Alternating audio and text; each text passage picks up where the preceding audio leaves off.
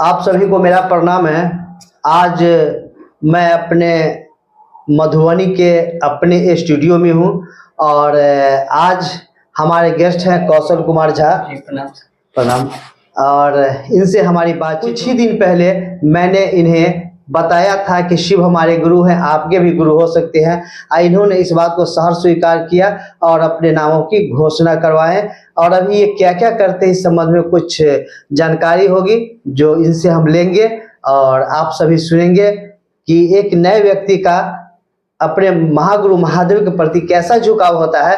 तो आइए हम सभी जानते हैं। और आप तो जानते ही हैं कि हमारे चैनल का नाम है शिव कार्य संस्कृति और आपसे आग्रह है कि हमारे चैनल पे आएं और यहाँ बहुत सारे वीडियो है, लगभग 500-600 से अधिक वीडियो है, आप उसको देखें।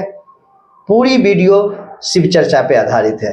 तो आइए आज हम मिलते हैं अपने स्टूडियो में आए हुए गेस्ट कौशल कुमार झा। जी प्रणाम सर। जी सर प्रणाम, बहुत बहुत धन्यवाद। और सबसे बड़ी बात है कि हम सभी शिव को गुरु माने हैं जी। तो हम सभी आपस में गुरु भाई होंगे जी। तो हम सभी कहेंगे गुरु भाई प्रणाम और आप भी कहेंगे गुरु भाई प्रणाम, या कोई महिला होगी तो गुरु बहन कहेंगे जी। तो सर आपसे मैंने कहा था कि शिव को गुरु मानिए जी, तो आपने थोड़े हमसे जिज्ञासा वगैरह की है, उसके बाद आपने शिव को गुरु माना। तो शिव को गुरु मेरे कहने से आप माने या आपके अंदर भी इच्छा हुई? सबसे बड़ी बात क्या है कि किसी के कहने से कोई एक वो माध्यम बनते हैं जी। उसके बाद हम आपने बहुत दिन पहले कहा, फिर हम सोचे आखिर कह क्या रहे हैं आप, शिव को गुरु मानना, उनसे बड़ा गुरु इस संसार में है कौन? त्रिलोकपति जब आप गुरु बनेंगे तो उनका शिष्य तो जरूर बन सकते हैं। और एक हमारे पास ये ऑप्शन आया है कि हम गुरु बन सकते हैं डायरेक्ट उनके साथ। पहले विश्वास नहीं हुआ कि महादेव के गुरु हम महादेव के शिष्य से हम कैसे बन सकते हैं, इतने बड़े त्रिलोक।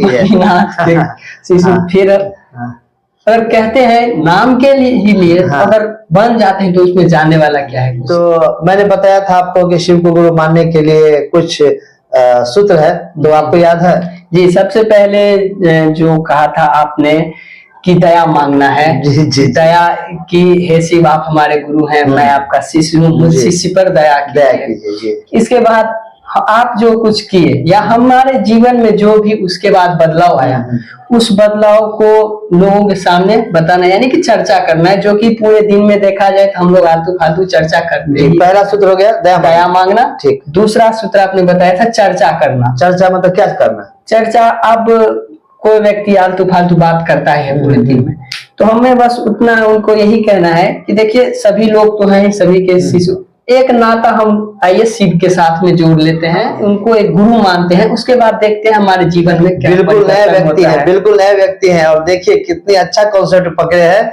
जी जी बोलिए, कंटिन्यू। तो हम सारा कुछ दुनिया से तो नाता है ही, लेकिन इस भाग दौड़ के दुनिया में जो है, खास करके सोशल मीडिया के जमाने में ना, महादेव से तो छोड़िए, लोगों को अपने फैमिली से नाता टूटता जा रहा है जी। उस समय में अगर हम 5 मिनट लगेगा, अभी नहीं 2 मिनट 1 मिनट लगेगा, आप उन व्यक्ति से बात, हम शिव को गुरु माने हुए हैं तो मेरे जीवन में ये परिवर्तन हुआ है जी, जी। तो हम ये चाहेंगे कि इस भागदौड़ के दुनिया में सभी लोगों का तो नाता टूटता जा रहा है, आप डायरेक्ट शिव से नाता जोड़ते हैं तो अवश्य वो पूछेगा कैसे जोड़ रहे हैं, फिर वही उनके नामों का घोषणा करवाना है।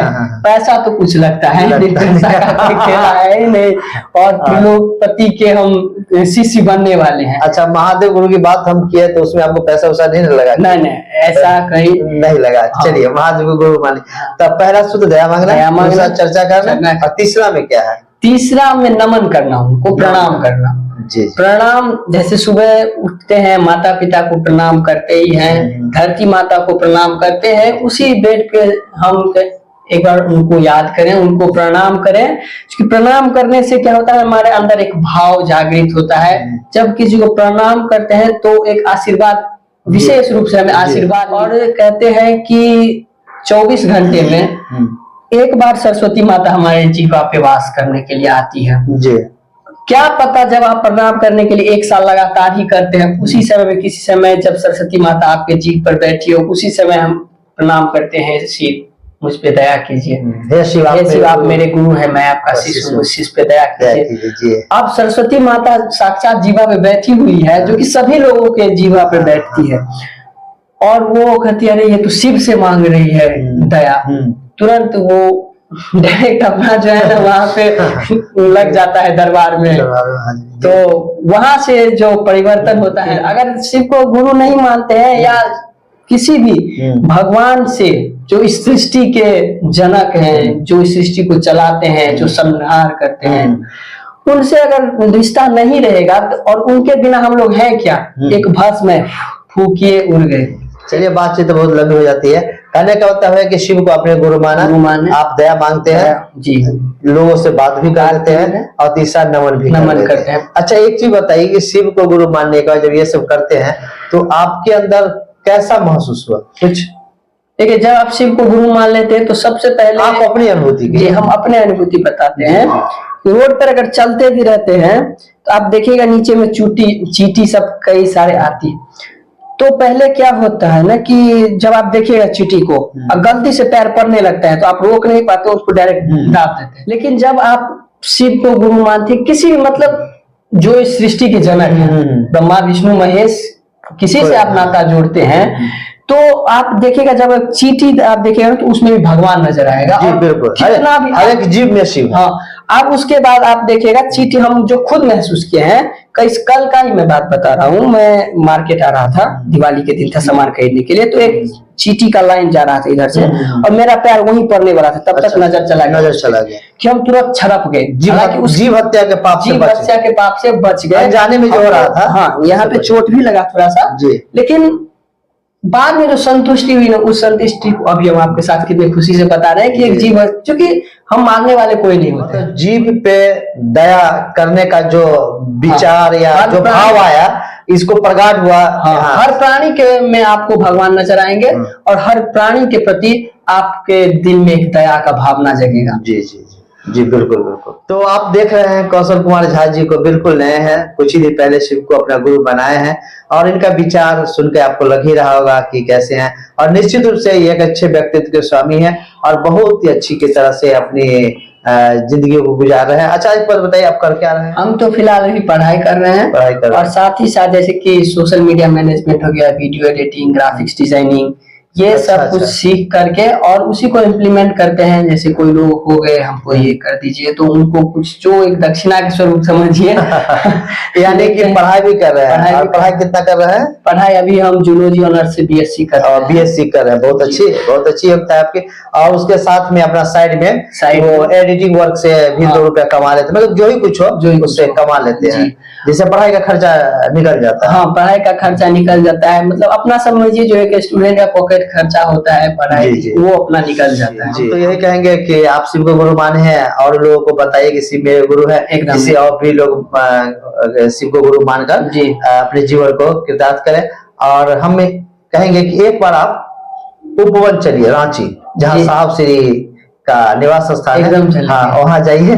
और वहाँ जाएंगे ना तो आपको महसूस होगा कि हमारे साहब श्री वही है, दीदी माँ है, ये साहब श्री है, ये दीदी माँ है और हमारे गुरु महादेव हैं। बस महादेव के साथ हमें इस फोटो को बनवा के हमको अच्छा लगा, इस रूप में बहुत अच्छा लगा।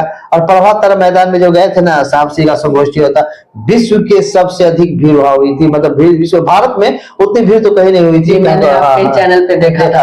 हाँ, मतलब इतनी भीड़ थी कि रांची के जो प्रशासनिक आला अधिकारी सब आए थे वो बोले कि इतनी भीड़ रांची में एक साथ कभी नहीं हुई जितनी भीड़ थी। और उतनी भीड़ के बाद भी एक आदमी न खोया, न धक्का लगा, न कुछ हुआ, शांति से आया और शांति से चला गया। जबकि उस दिन ऑटो का स्ट्राइक था, पैदल 3 किलोमीटर 4 किलोमीटर 5 किलोमीटर पैदल चल के वहां तक आए और संध्या होते होते पूरा मैदान खाली हो गया। ये है शिव शिष्टता। साहब श्री कहते हैं कि शिव के शिष्य साधु होते हैं, वो हजारों लाखों की संख्या में कहीं आते हैं और शांति से आते हैं और शांति से चले जाते हैं, किसी को पता भी नहीं चलता कि वो साधु का मतलब साधुता होती है, साधुता उसके अंदर होनी चाहिए। तो आपसे अपने स्टूडियो में मिलकर बड़ी ही खुशी हुई। हाँ जी। और बस यही निवेदन होगा कि एक बार आप ऊपर में मौका मिले तो चले जाइए और तीनों सूत्र का पालन करते रहिए। महादेव बहुत दयालु गुरु हैं और सब पे दया करते हैं, आप पर भी निश्चित रूप से दया करेंगे। चलिए आज की जो वार्ता है हम यहीं पर विराम देते हैं और आप सभी को भी मेरा प्रणाम।